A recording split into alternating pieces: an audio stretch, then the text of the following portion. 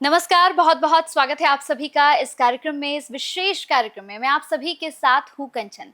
आज का जो ये कार्यक्रम है ये और भी ज़्यादा ख़ास और भी ज़्यादा विशेष होने जा रहा है, क्योंकि हमेशा जब भी आप सभी के सामने मैं कार्यक्रम लेकर आती हूँ तो वो सभी कार्यक्रम जो होते हैं वो आध्यात्म से जुड़े हुए होते हैं, वो भक्ति से जुड़े हुए होते हैं और आपको बहुत सारी जानकारियाँ देकर जाते हैं।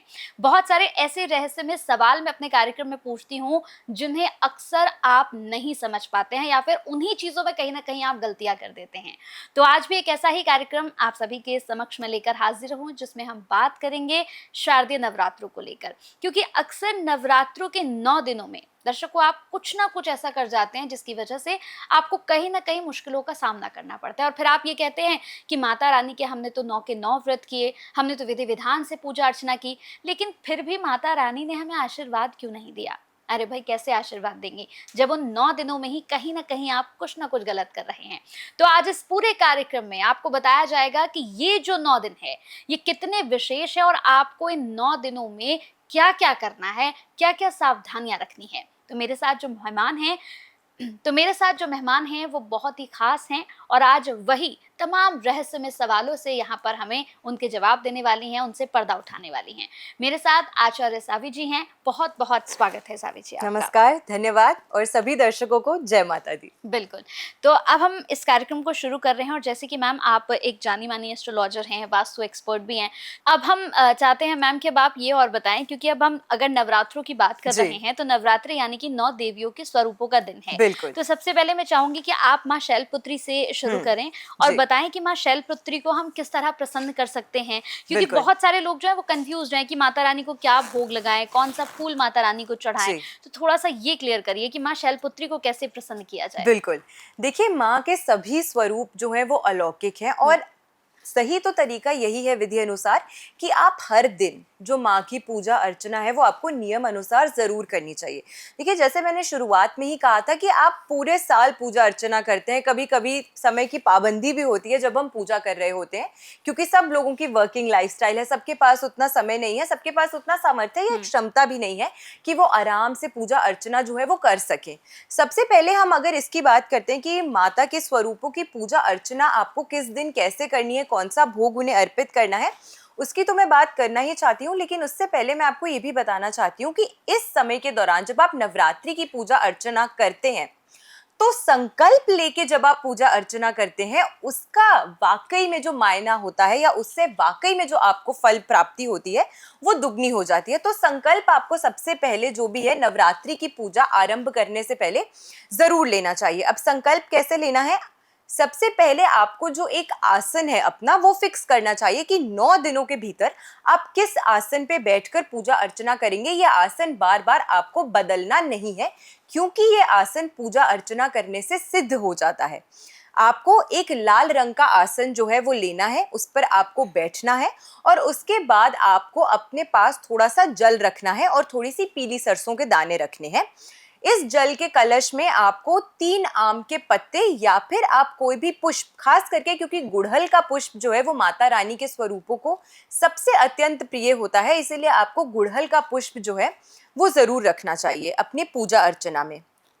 इस लोटे में से आपको थोड़ा-सा जल जो है वो आपको अपने हाथ में लेना है, अपने दाहिने हाथ में लेना है और आपको अपना नाम बोलना है, अपना जन्म का स्थान या एड्रेस जहाँ पर भी आप अभी रहते हैं, जहाँ से बैठकर आप ये संकल्प ग्रहण कर रहे हैं कि इसी स्थान से बैठकर मैं अगले 9 दिनों में आपकी पूजा अर्चना करूँगा माँ या करूँगी माँ, उस एड्रेस को आपको बोलना है और अपने पिता और माता का जो नाम है आपको वो लेना है और इस तरीके से आपको अपने मन में संकल्प लेना है कि मैं इन 9 दिनों के भीतर, इन 9 दिनों के अंदर आपकी पूजा अर्चना कर रहा हूँ या कर रही हूँ, ताकि आपका पूरा मुझे जो सहयोग है अपने जीवन में वो प्राप्त हो, आपका पूर्ण आशीर्वाद मुझे प्राप्त हो। और इस तरीके से संकल्प लेके आपको इस जल को जमीन पर या जिस आसन के पास आप बैठे हैं वहां पर आपको इसे गिरा देना है। उसके बाद में नियम अनुसार आपको जो है, आपको सबसे पहले गणपति जी, क्योंकि वो प्रथम पूजनीय देवता हैं, उनका स्मरण करना है और माता रानी के पुत्र भी हैं, यानी कि माँ दुर्गा के पुत्र भी हैं, माँ पार्वती के पुत्र भी हैं। तो सबसे पहले आपको गणपति जी का स्मरण करना है।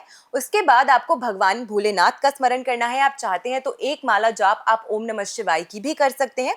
और उसके बाद दुर्गा सप्तशती में जो देवी कवच या फिर दुर्गा कवच दिया होता है, उसका पाठ आपको जरूर करना चाहिए। ये इस प्रक्रिया से जब आप बैठकर पूजा अर्चना करते हैं तो आप कहीं ना कहीं अपने लिए एक प्रोटेक्शन का जो कवच है वो बना लेते हैं, जिससे इसके पश्चात आप जो भी सिद्धि की प्राप्ति करते हैं, आप जो भी आशीर्वाद की पूर्ति की प्राप्ति करते हैं, वो आपको मिल सकता है। तो नियम अनुसार जब भी हम कोई कार्य करते हैं वो आपको करना चाहिए। तो दुर्गा कवच का आपको पाठ सबसे पहले जरूर करना चाहिए। उसके पश्चात आपको अर्गला स्तोत्रम और फिर कलिकिम, इसका जाप आपको करना चाहिए और इस विधि अनुसार आपको करना चाहिए। देखिए, नवरात्रि के समय में जब आप पूजा करते हैं तो ये रेगुलर डेज, आम दिनों जैसी पूजा नहीं है। इस समय इतनी ज्यादा हाई लेवल ऑफ ऊर्जा, इतनी ज्यादा हाई लेवल ऑफ एनर्जी आपके आसपास होती है कि आपके मुख से कही गई बात, आपके मन में आया हुआ विचार सिद्ध करने की ताकत जो है वो हर व्यक्ति के अंदर होती है। क्योंकि जब आप पूजा अर्चना करते हैं तो आपके मूलाधार चक्र से शुरू होते हुए जब एक एक चक्र के साथ ये जो ऊर्जा है वो ऊपर जाती है, सहस्रार चक्र तक जाती है, तो कुंडलिनी भी जागृत हो सकती है कुछ लोगों की, अगर वो बहुत ज्यादा नियम अनुसार ब्रह्मचर्या का पालन करते हुए पूजा अर्चना करते हैं। लेकिन साथ के साथ ये समय जो है वो आपके जीवन में आपकी ऊर्जा को सबसे ज्यादा स्ट्रॉन्ग करने के लिए होता है। तो वो लोग जो अक्सर कहते हैं ना कंचन जी कि हमें नजर बहुत लग जाती है मैम, हमारे काम नहीं बन पाते हैं, हमारे घर में कोई भी हम शुभ कार्य शुरू करते हैं उसमें अड़चन आती है, विघ्न आती है, या इन जनरल आपका आभा मंडल कमजोर होता है, आपका ऑरा ज्यादा स्ट्रॉन्ग नहीं हो पाता है।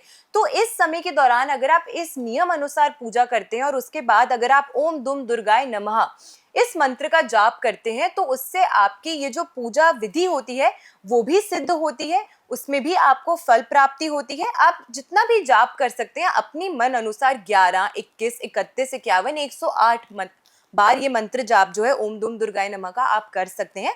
अपने आपको सामर्थ्य के अनुसार करनी है। देखिए, कोई पाबंदी नहीं है कि आपको 20 मिनट पूजा करनी है, 40 मिनट पूजा करनी है या 5 मिनट पूजा करनी है।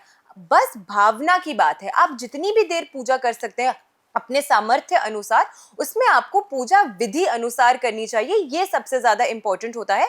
और सभी नियम अनुसार पूजा करने के बाद में आपको ये प्रयास करना चाहिए कि उसके बाद आप क्षमा याचना जरूर करें, क्योंकि हम माँ के बच्चे हैं, हो सकता है कि हमसे कभी भी बोलते समय, कोई भी मंत्र उच्चारण करते समय त्रुटि हो सकती है। तो माँ, अगर हमसे त्रुटि हो गई है इस समय पूजा के दौरान तो हमें आप क्षमा कीजिए, या आज हमने जो भी साधना करी है या आज हमने जो भी व्रत रखा है उसमें जाने अनजाने में अगर हमसे कोई त्रुटि हो गई है तो उसकी क्षमा याचना आपको संध्या काल के समय जरूर करनी चाहिए। और आपको नियम से इस समय के दौरान संध्या काल की पूजा का बहुत नियम होता है, क्योंकि नवरात्रि यानी कि रात्रि की पूजा में जो एनर्जीज होती हैं वो सबसे ज्यादा तीव्र और स्ट्रॉन्ग होती है। जी बिल्कुल, बहुत अच्छा लगा आपसे मिलकर। और मुझे लगता है कि इस कार्यक्रम में जितने भी लोगों के मन में भ्रांतियां थी, कंफ्यूजन्स थी कि भाई हम कैसे नवरात्रि के 9 दिनों में पूजा अर्चना करें, माता रानी को कौन सा भोग लगाएं या फिर माता रानी को कौन सा पुष्प चढ़ाएं, क्या हमें करना है और क्या नहीं करना है, आप बस इस कार्यक्रम से ही समझ सकते हैं। इस पूरे कार्यक्रम में आपको यही बताया गया कि आपको कैसे पूजा अर्चना करनी है, माँ को क्या भोग लगाना है, क्या गलतियां आप कर रहे हैं। देखिए, गलतियां मत करिए, क्योंकि पूजा अर्चना हम जब भी करते हैं ना तो हमारा भाव जो होता है ना, हमारा भाव उस पूजा में निकलकर सामने आ जाता है, हमारी श्रद्धा निकलकर बाहर आ जाती है। तो प्लीज बहुत श्रद्धा से, बहुत भाव से पूजा करिए। और जैसे कि हमारी खास मेहमान ने बताया है, एक एक चीज का प्लीज बहुत ज्यादा ख्याल रखिएगा। बहुत बहुत थैंक यू, बहुत बहुत धन्यवाद मैम, आपने अपना कीमती समय दिया और इस कार्यक्रम को इतना स्पेशल बनाया। बहुत बहुत धन्यवाद आपका। धन्यवाद। जय माता दी। जय माता दी।